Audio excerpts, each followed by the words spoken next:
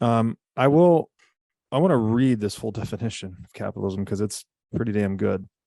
You guys wrote that perhaps the most misunderstood of all the words in this list, capitalism is simply another word for progress, innovation, or evolution. Capitalism is not a system of rules, or politics. It is an organic process that happens in all systems. It is inherently apolitical. No body is in charge of it, nor can there be forms of capitalism. Capitalism just is. Minus all the definitions projected on it, capitalism is just the natural process of taking resources like time, energy, and matter and turning them into something of higher order value. Its forcing functions are efficiency and effectiveness. Its corrective mechanism is loss, and its positive feedback loop is growth.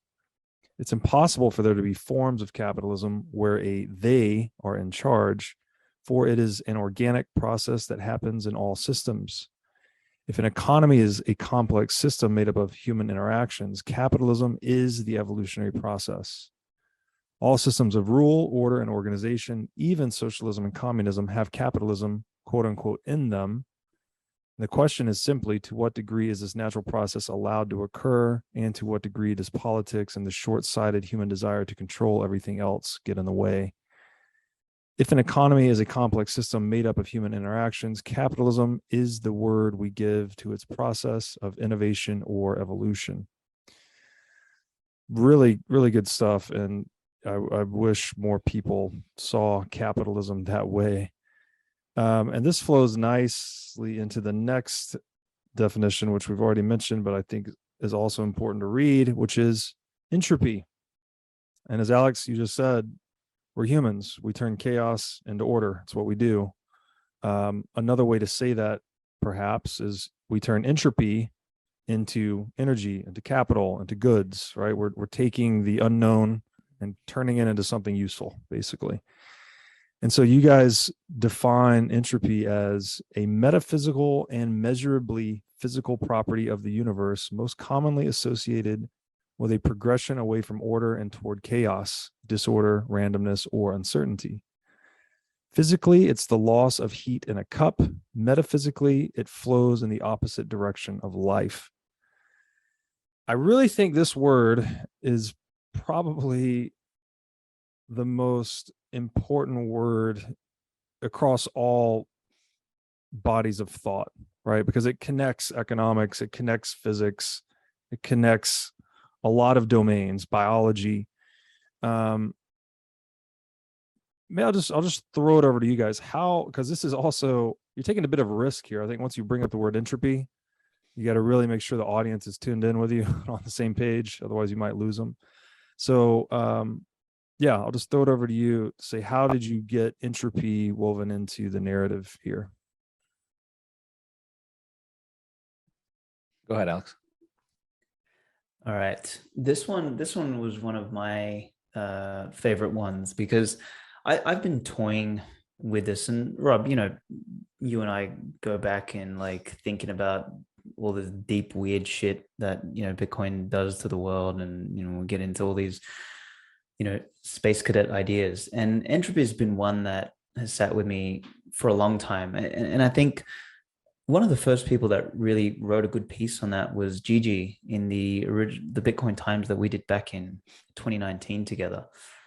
And he wrote a whole piece about, you know, Bitcoin kind of represents that edge of chaos and order, and it takes, you know, it takes this random set of stuff and turns it into something, you know, at the tip, the chaos transforms into order, et cetera, et cetera. So anyway, as you said, it is a risk bringing it in because number one, you either A, lose people, or number two is you get the real, like literal physicist people and be like, no, entropy is a physical phenomenon and you will not find it in economics. And it's like, well, you kind of do because, you know, decay and uncertainty and disorder actually occurs in a social and a civilizational setting.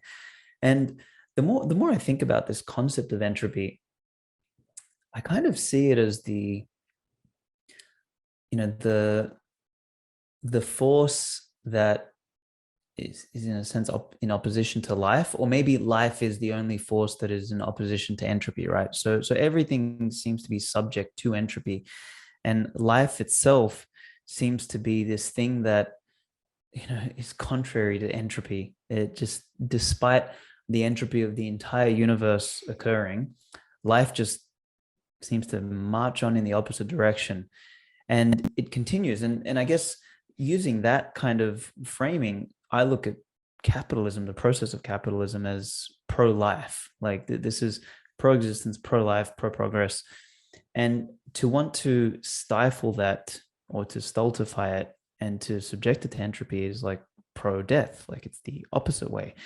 And in many ways, I think, as humans, like, our highest calling is to maintain, or, be stewards of life, be stewards of this force that moves in opposition to entropy. And, Sailor and I had a discussion a couple of weeks back, and we were kind of discussing this idea of, like, human beings, what are we? We're engineers, we're builders. We, back to that chaos and order thing, is we take things and stuff and chaos, and we, figure out a way to tinker and engineer them into something of greater order. And that is an anti-entropic process. Like, it is fundamentally that. So I think this is really important. And I know for some people, it might come off a little bit woo-woo and fucking overly metaphysical, but I don't know, man. I think it's a poignant definition, and I think it fits within the framework of what we've written.